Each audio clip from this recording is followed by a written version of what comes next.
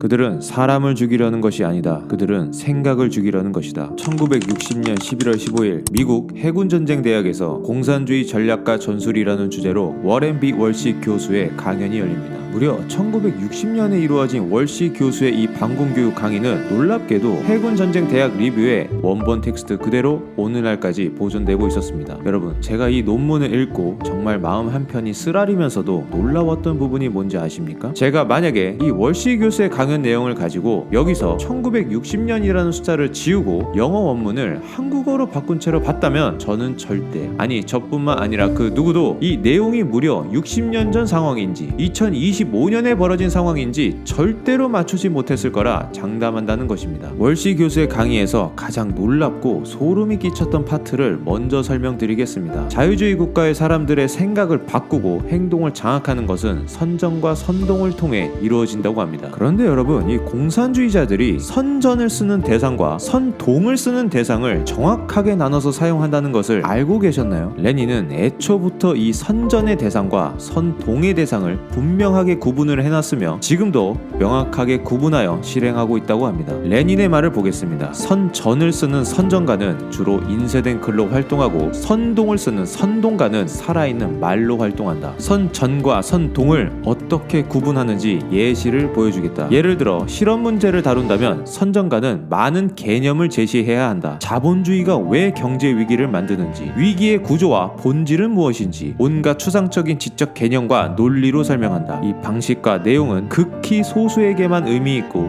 통한다. 반면에 선동가는 개념, 본질과 같은 추상적인 것을 다루지 않는다. 경제 위기의 필연성을 복잡하게 설명하는 대신 그냥 옆 동네에 사는 어떤 가족이 월세를 내지 못해 쫓겨났다는 이야기를 해주거나 이 가족을 일부러 티나게 도와줘라. 그렇습니다. 공산주의 전략은 선전과 선동을 쓰는 대상을 생각으로 움직이는 사람과 감정으로 움직이는 사람으로 구분한 것입니다. 정리하자면 선전의 타겟은 소수, 온갖 추상적인 지적 개념과 논리, 이론을 이해할 수 있고 관심을 가질 수 있는 이 교수나 학자, 학생과 같은 지식인층을 의미합니다. 반면 선동의 타겟은 복잡한 개념, 논리, 이론, 이런 구조와 같은 추상적인 것들에 관심을 가지기 어려운 사람들을 의미합니다. 즉 선전은 인쇄된 글, 책, 논문과 같은 지식과 논리로 이 지식인층을 설득하는 작업이고 선동은 복잡하게 말하지 않고 쉽고 단순하게 말하며 지금 당장의 삶, 직접적인 사례, 분노, 불만, 피해의식, 열등감과 같은 즉각적으로 반응할 수 있는 것들로 움직이게 하는 것입니다. 여러분, 너무 소름 끼치지 않나요? 이 공산주의자들은 이미 100년 전부터 머리를 설득하는 작업인 선전과 감정을 흔들어 움직이게 하는 선동을 정확히 나누고 있었던 것입니다. 특히 저는 이 선동에 있어 왜 그들이 역사적으로 항상 간단하고 반복되는 구호와 슬로건, 예를 들어 적폐, 반동, 내란, 촛불, 청산, 차별, 투쟁, 혁명, 분자와 같은 단어들을 끊임없이 반복해서 머릿속으로 주입했었는지 단 한 번에 이해될 수 있었습니다. 이 강연에서 월시 교수는 의외로 공산주의자들의 태도에 대해 이야기를 합니다. 그들은 굉장히 폭넓은 유연성을 가지고 있다고 하는데요. 왜냐면 그들은 목적을 이루는 데 있어 어떠한 수단과 방법도 가리지 않는 이 태도를 가지고 있기 때문입니다. 공산주의자들은 작은 규모의 일, 활동, 이러한 작은 시작들을 절대로 우습게 보지 않는다고 하는데요. 여기서 말하는 작은 규모는 각종 동아리 모임, 독서회, 스터디그룹, 노조, 시민단체, 학생회, 지역 커뮤니티, 복지운동, 인권운동과 같은 것들을 의미하는 것 같습니다. 그들은 공산주의가 한 사회에서 본격적으로 움직일 수 있을 때까지 이런 작은 규모의 일을 하는 것을 절대로 자존심 상해하거나 경멸하지 않는다고 합니다. 즉, 그 나라의 대중인식이 바뀌거나 혼란스러워질 때, 분열될 때, 기존 권력이 약해졌을 때까지, 한마디로 기회가 열릴 때까지 굳은 일, 작은 일을 마다하지 않고 아주 성실하고 열성적으로 실행한다는 것입니다. 이 문서에는 매우 놀랍게도 그들이 이러한 태도를 가지고 실제로 사회 현장에서 어떤 식으로 침투하는지 매우 자세하게 설명되어 있습니다. 저는 이 부분을 보고 이 치밀함과 교묘함에 정말 소름이 끼쳤습니다. 지금부터 이 전술을 부르기 쉽게 암세포 심기 전략이라고 부르겠습니다. 예를 들어 당장의 목표가 경기도 한 지역에 있는 어떤 노조를 완전히 장악하는 것이라고 쳐보겠습니다. 먼저 공산주의자들은 이 목표로 삼은 노조에 공산당원 몇 명을 침투시켜 당 세포를 만들고 이것을 하나의 전략적 발판으로 삼는다고 않는다고 합니다. 그런데 재밌는 건 이 침투한 당세포들은 노조, 즉 직장에서 절대로 공산주의를 전파하거나 회의에서 노골적으로 영향력을 행사하지 않는다는 것입니다. 심지어 공산주의라는 말조차 언급하지 않고 그들이 공산당원이라는 사실도 절대로 밝히지 않는다고 합니다. 한마디로 겉으로는 평범한 직장인이나 노동자인 것처럼 행동하며 노조에 뿌리를 내리는 것입니다. 그렇게 자연스럽게 노조에 침투한 당세포들은 이제 비서, 회계, 노조 대리인과 같은 핵심 직책을 차지하려고 엄청난 노력과 수단을 동원하는데요. 그들은 호감과 신뢰를 얻기 위해 힘들고 인기 없는 아무도 하기 싫어하는 일을 기꺼이 자처에 맡을 것이고 그들은 각종 야유회, 모임, 사교 행사를 적극적으로 주도하고 참여하며 또 그들은 사람들에게 조언을 해주고 돈도 빌려줄 것이라 합니다. 이렇게 동료들에게 호감과 신뢰를 최대한 얻어 좋은 사람 이미지를 만든다고 합니다. 그리고 동료들에게 의도적으로 빚을 지게 만들어 심리적인 의무감을 갖게 만든다고 합니다. 이렇게 침투한 당세포들은 동료들의 욕구와 바람을 맞추어주고 특히 사람들의 열망, 두려움, 불만을 정확하게 읽어내 이것을 교묘하게 조종하고 이용하며 매우 구체적인 로컬한 문제들, 즉 내가 속한 동네, 직장, 조직에 관한 온갖 문제들을 이용해 감정을 자극합니다. 그렇게 확고하게 자리를 잡으면 이제 그들의 전술은 달라지고 다른 단계로 넘어가게 됩니다. 월시 교수는 이 암세포 심기 전략이 이루어지는 동안 별도로 다른 큰 전략이 이미 시작되어 있을 것이라고 말합니다. 예를 들어 노조의 당세포가 침투해 암세포를 심는 동안 이 별도의 큰 전략은 공산주의자들이 말하는 그 유명한 통일전선을 구축하는 것입니다. 이 통일전선은 쉽게 설명하자면 앞서 말한 공산당원이 노조를 장악하는 일이